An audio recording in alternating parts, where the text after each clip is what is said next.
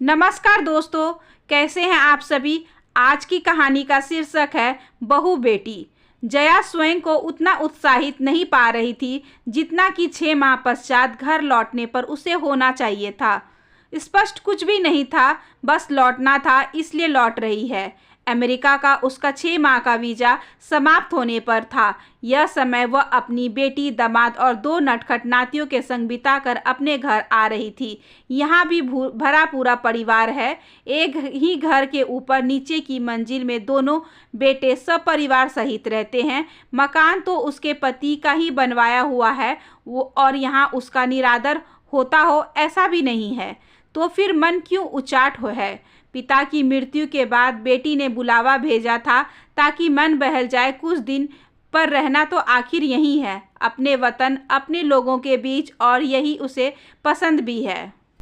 हवाई जहाज के उड़ान भरते ही उसने अपनी दृष्टि पास वाली छोटी सी बंद खिड़की के पास गरा दी।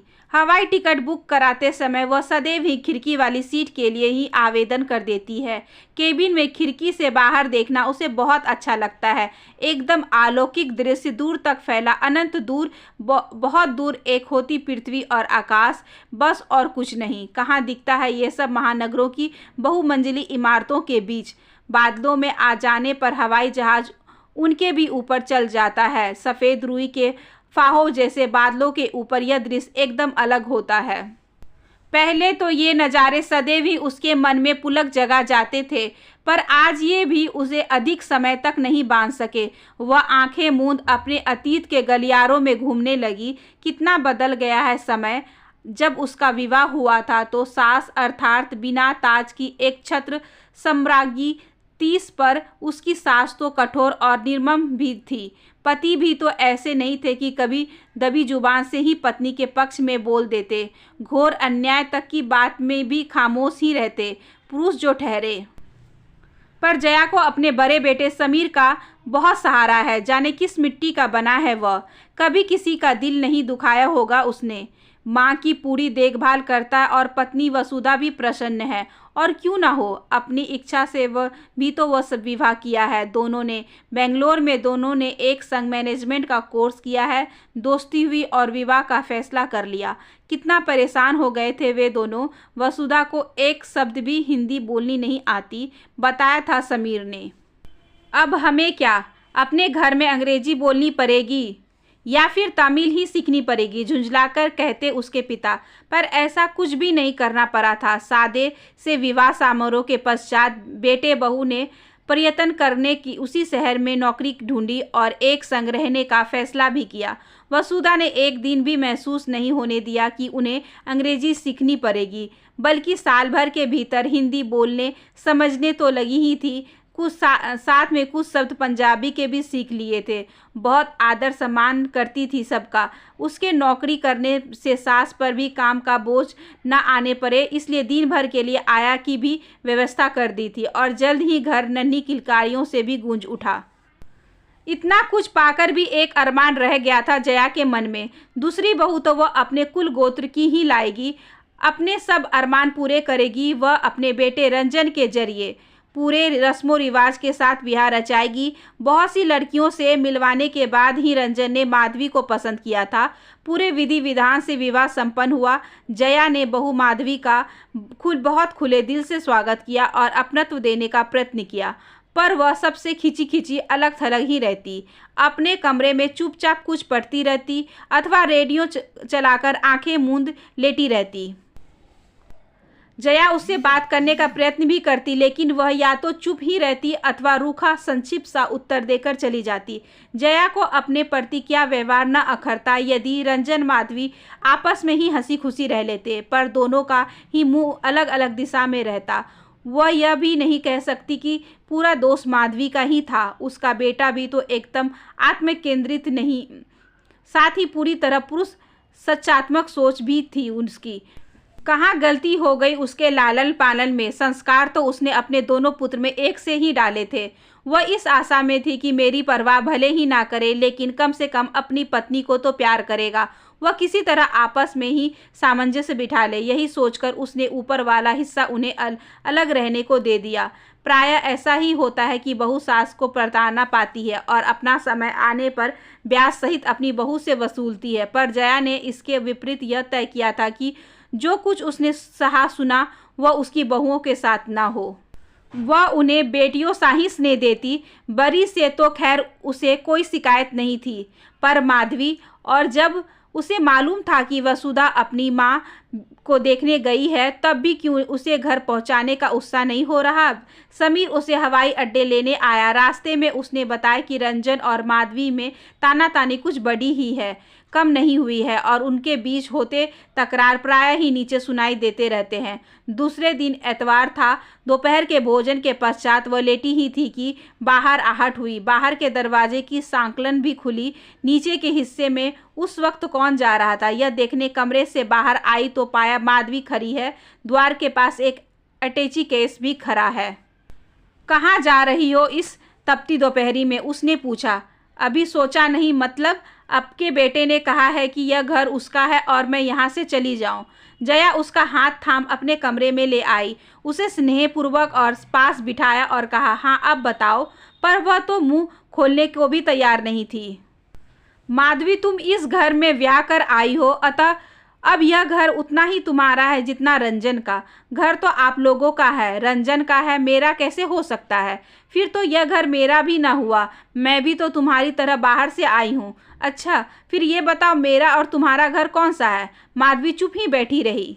माँ के घर सुनते रहे कि बेटी पराया धन है और ससुराल का घर तो पति का होता है। भले ही यह घर स्त्री ही तिनका तिनका जोड़कर बनाती है, उस घर की दिन रात देखभाल करती है, अपने से पहले पति और बच्चों की ज़रूरत पूरी करती है, फिर भी घर उसका नहीं। अच्छा, फिर यह बताओ, उसका घर कौन सा है?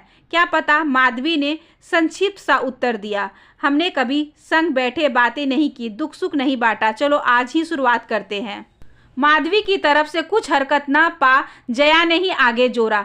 मायके में जब ही तुम्हें कोई समस्या होती थी तो तुम माँ से अथवा घर की किसी अन्य सदस्य से बात कर मन का बोझ हल्का कर लेती थी ना, वैसे ही आज भी कर लो। चलो पहले मैं ही तुम्हें आप बीती सुनाती हूँ, तब तुम्हें शायद मन की बात कहने का हौसला मिल जाए।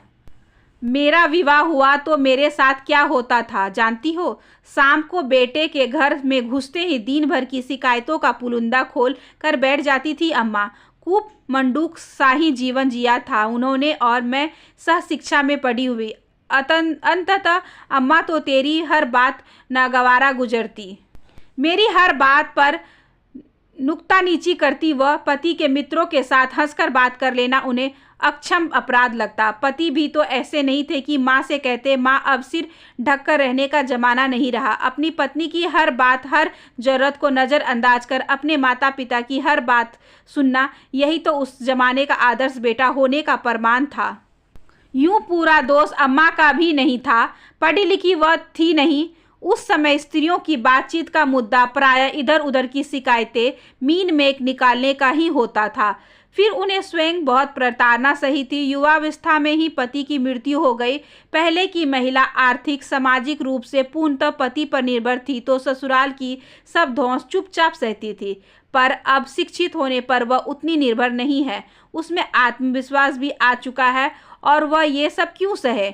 पर सास की छवि आज भी वही है और इसका एक दुष्परिणाम यह हुआ कि संयुक्त परिवार टूटने लगे हैं, जबकि दरअसल उनकी ज़रूरत बढ़ी है, कम नहीं हुई। मिलजुल कर रहने से दोनों का ही लाभ है। माँ के नौकरी करने पर छोटे बच्चे दादा दादी की स्नेह की छत्र छाया में पलते हैं और वृद्धावस्था में बच्चे माँ बाप का सहारा बन जाते हैं।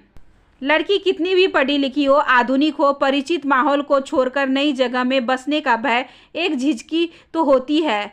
उस पर यदि घर की प्रमुख स्त्री यानी सास विद्रोही खेमे में ही खड़ी हो तो समस्या और भी बढ़ जाती है। तुम्हारे मन में भी शायद मेरी यही छवि बनी हुई है।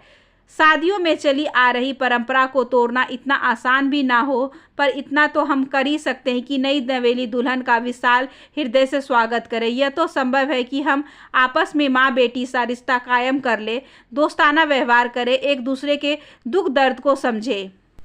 हमें अपनी लड़ाई स्वयं ही लड़नी है और इसके लिए पुरुषों के विरुद्ध झंडा उठाने की भी जरूरत नहीं है। हमें ही एक दूसरे का सहारा बनना है, एक दूसरे का दर्द पहचानना है। सौभाग्यवश आज की सास शिक्षित है, उसकी सोच संकुचित नहीं रह गई। अब वह घर बैठ हर समय बहू की नुक्तानूची करने में अपना समय नहीं गंवाती। उसकी अपनी रुचियां हैं, सामाजिक दायरा है। अब आई बात रंजन और तुम्हारी। जिंदगी की प्रत्येक समस्या का हल ना हो तो भी अनेक का होता है, बशर्ते हम उसे शांतिपूर्वक बैठकर सुलझाने का प्रयत्न करें। यदि रंजन कुछ गलत करता है और सोचता है कि वह पुरुष होने के नाते अथवा इस घर का सदस्य होने के नाते उसकी मनमानी चल जाएगी, तो वह गलत सोच रहा है। यदि वह तुम पर अन्यायपूर्ण बात थोपता है तो मैं तुम्हारे साथ हूँ और उसकी माँ होने के नाते सही राह दिखाना मेरा फर्ज है। और यदि तुम कोई गलती करोगी तो मैं तुम्हें भी डांट सकती हूँ, क्योंकि तुम भी अब इसी घर की बेटी हो। जया खिसक कर माधवी के करीब आ गई और स्नेहपूर्वक उसे आलिंगनबद्ध कर लिया। माधवी एक पल के लिए रुकी रही, पर उसके चेहरे से लग रहा था कि बर्फ पिघल रही है। उसने पहले झिझकते हुए फिर कस के जया का आलिंगन किया और अपना सिर उसके कंधे पर टिकाकर आंखें मूंद ली। फिर आंसुओं की पीते हुए बोली, माँ, मैंने हमेशा ही इस घर को और आपको सभी को अपना समझा है, पर इनका रूखा व्यवहार मुझे निराश करता चला गया। लेकिन धीरे धीरे मैं बहुत कुछ समझने और जानने लगी हूँ। बस एक परायेपन की फांस थी जो आपने बहुत कुछ कहकर और प्रेम अपनेपन से दूर कर दी। सच में खुद को बेहद भाग्यशाली मानती हूँ कि हमारा रिश्ता सास बहू का नहीं बल्कि माँ बेटी का है। जया प्यार से माधवी के सिर पर हाथ फेरने लगी। आशा करती हूँ कि आज की ये छोटी सी कहानी आपको अच्छी लगी होगी। अगर अच्छी लगी हो तो please like, share and subscribe करें हमारे चैनल को। ज़्यादा से ज़्यादा शेयर करें और बेल आइकन को ज़रूर प्रेस कर लें ताकि अगली वीडियोस की नोटिफिकेशन आपके पास सबसे पहले पहुँचे। धन्यवाद।